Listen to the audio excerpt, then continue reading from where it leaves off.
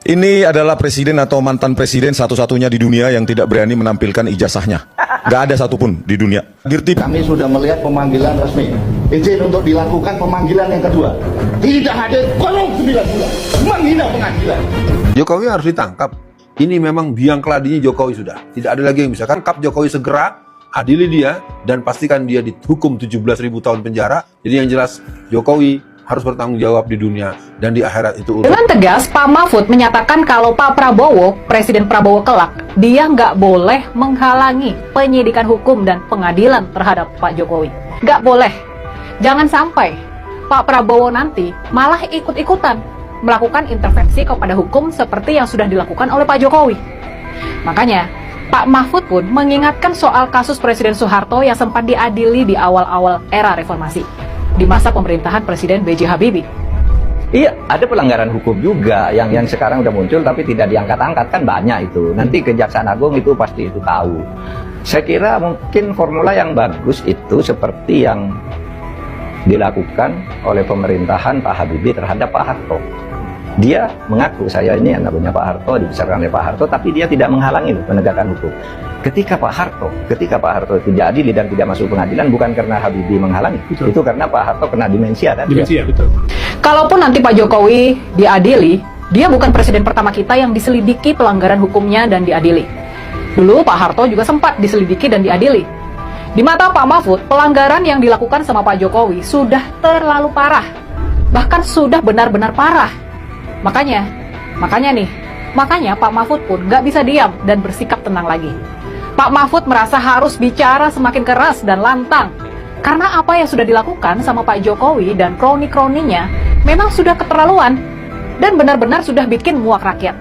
Jokowi menghina pengadilan, anjir. Tidak pernah mau datang saat dipanggil pengadilan.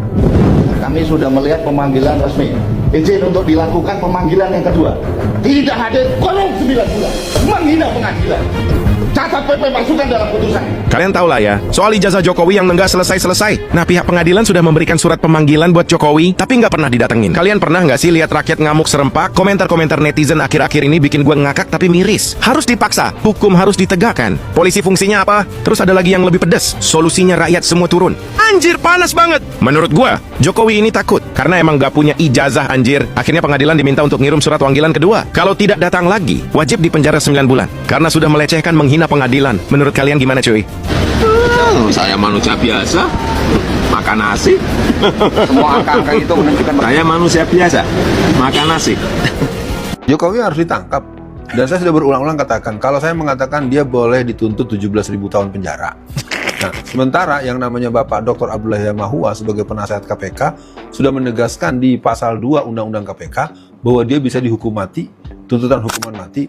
Jadi sekarang buat pemirsa semua, saya ingin katakan, dari 17 juta US dollar per sekian kilometer atau per sekian jarak tertentu, dengan barang yang sama, dengan jarak yang sama, di Indonesia itu 52 juta. Ya kan? Ini jadi persoalan kan, berarti ini catatan buat semua pemirsa, ini memang biang keladinya Jokowi sudah. Tidak ada lagi yang bisa, karena apa? Dia bilang tidak ada visi dan misi menteri. Nah, dengan dia ngomong begitu, berarti segala hal yang terjadi, tanggung jawab Jokowi, dan tangkap Jokowi segera, adili dia, dan pastikan dia dihukum 17.000 tahun penjara. Jadi yang jelas, Jokowi harus bertanggung jawab di dunia, dan di akhirat itu urusan Allah, karena Anda tidak pernah menggunakan kerangka-kerangka ilahiyat dalam berpendapat dan bersikap. Bongkar 3 bunker Jokowi. Itu kan sudah dinyatakan oleh salah satu tokoh PDIP, ya kan, Bang Bitor dengan tegas mengatakan ada 3 bunker Jokowi. Bongkar, dipakai untuk ngelunasin atau ngebayarin itu yang namanya kereta cepat. Ayo dibayar, dan kereta cepatnya itu disuruh bawa aja lagi ke Cina. Ya udah, ya ini gue bayar semua, berapa utangnya, perlu seluruh aparat-aparat agar Pak Prabowo memerintahkan untuk mensegel seluruh wilayah tempat bertinggalnya seorang Jokowi, karena diduga kuat bunker-bunkernya itu berisi uang menurut Bang Bitar Suryadi. Kalau betul menembus angka, kan dia pernah bilang 11.000 triliun ada di kantong saya. Nah, diduga uang itu ada, malah aman, sudah bisa buat membayar kereta cepat, dan kereta tersebut bisa langsung menjadi milik Indonesia, bayar semuanya kepada, kan nggak sampai 11.000 triliun tuh, cuma 400 sekian, bayarlah dulu. Dengan catatan, bahwa di bunker itu ada uangnya Jokowi. Benar atau tidak, wallahu alam. Kalau buat KPK, menurut saya, Bung Kameramen, kita bantu. Karena bagaimanapun ada proses hukum. Memang membutuhkan delik aduan. Mungkin walaupun banyak malingnya. Iya, maksudnya kan jadi dia kagak kelihatan apa. Oh, seolah-olah bukan disuruh Prabowo ya? Iya, betul. Jadi ada usulan masyarakat. Iya, betul. Maksudnya gini, yang penting kan Jokowi ditangkap. Betul. Jadi buat pemirsa, saya ingin mengatakan sebagai kalimat penutup, tidak lagi ada alasan apapun kecuali Jokowi harus ditangkap. Betul. Yang pertama. Yang kedua, untuk resiko gagal bayar, menurut saya ini memang harus dipahami dengan sesungguhnya dan itu bisa terjadi. Tapi menurut hemat saya, Bung Kameramen, andaikan bunker yang dimiliki oleh Sambo, bunker yang dimiliki oleh Jokowi, bunker yang dimiliki oleh penjahat-penjahat termul itu ditangkepin semua, rasanya Bongkar. ketemu itu. Iya. Ketemu itu semua dan kita bisa langsung Pak Prabowo, usulan konkret di penutup saya ini dari seluruh termul, dari seluruh geng Solo, tangkap mereka segala macam itu. Kalau ditangkap semua, ketemu itu, kita bisa lunasi semuanya dan Anda keren sebagai Umar bin Khattab, baru saya bilang begitu. Ini adalah presiden atau mantan presiden satu-satunya di dunia yang tidak berani menampilkan ijazahnya. Gak ada satupun di dunia. Dirtipidum hanya berani menampilkan versi digital. Itu pun dari ijazah fotokopi.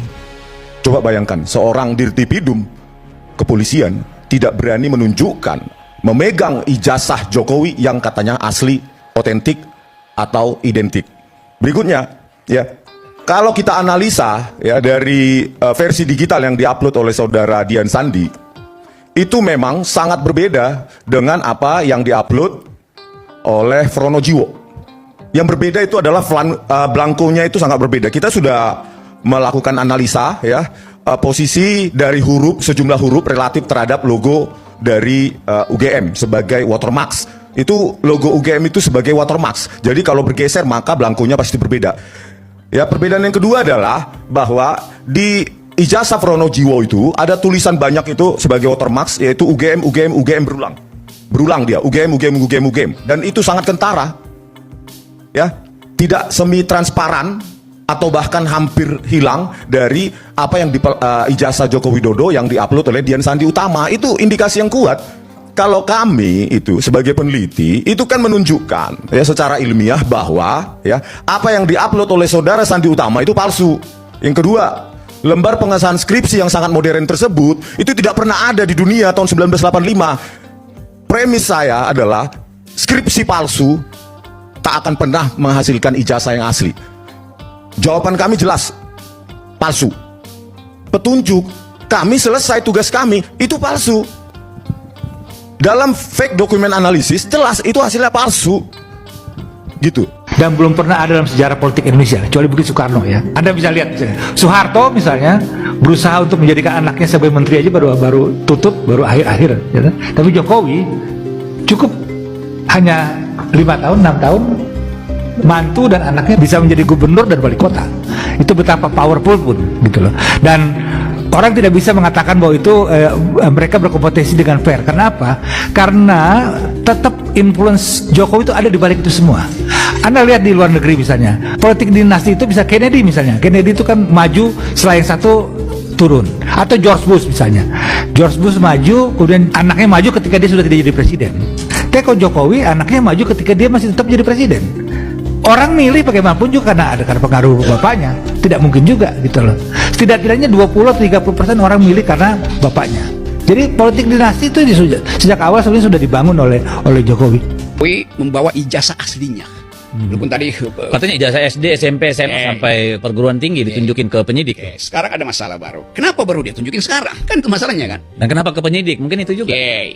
Kalaupun ternyata ini ternyata benar semua ini asli di analisis secara forensik, di analisis secara kimia. Ini asli. Sekarang masalahnya kenapa selama 2 tahun Pak Jokowi menahan kejujuran itu sehingga udah ada korban. Jadi artinya Pak Jokowi membuat gaduh selama 2 tahun. Kan itu intinya kan. Nah, justru bisa dilaporkan. Atau memang justru itu mungkin yang ditunggu ya, supaya tetap dia ada di bubble pembicaraan publik ya. Itu demi pencitraan dipegang itu sebagai menghasilkan simpati publik juga. Ya, sebagai talk of the talk gitu. Supaya dibicarakan terus kan. Kita sudah menyimak dan kita sudah menonton beberapa cuplikan video yang sangat menarik ya. Pantaskah Pak Jokowi diadili? Ya, ada beberapa seruan bahwa Pak Jokowi ini harus diadili katanya karena ada dugaan-dugaan korupsi di beberapa kasus ya teman-teman ya. Dan sudah dilaporkan juga ke KPK, akan tetapi hingga saat ini Pak Jokowi belum juga dipanggil karena mungkin juga tidak terbukti ya. Dan memang tidak ada hal tersebut, mungkin seperti itu ya kan. Tapi banyak sekali seruan-seruan bahwa Pak Jokowi ini harus diadili ya, seperti itu. Dan kasus ijazah palsu dan dugaan ijazah palsu, tuduhan ijazah palsu terhadap Pak Jokowi ini ya saat ini juga masih terus bergulir ya teman-teman ya. Dan mungkin kita juga banyak sekali teman-teman yang di sini yang sudah menonton video ini mengikuti kasus ijazah palsu ini ya, menarik sekali untuk dibahas dan memang ini menjadi konsumsi publik yang sangat luar biasa saat ini ya, sangat memanas.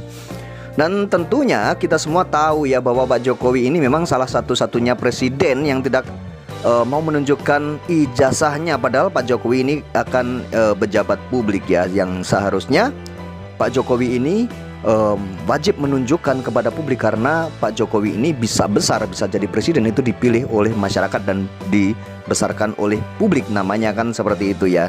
Jadi mendapatkan apapun juga dari publik ya wajib Pak Jokowi ini menunjukkan dokumennya atau ijazahnya seperti apa yang diminta oleh masyarakat atau yang diminta oleh publik gitu ya teman-teman ya. Bukan hanya ijazah, Pak Jokowi ini diterpa isu beberapa macam ya, tentunya dugaan-dugaan korupsi, dugaan-dugaan lainnya seperti di kereta cepat juga itu Pak Jokowi lagi. Dan sebenarnya ada apa dengan Pak Jokowi ini?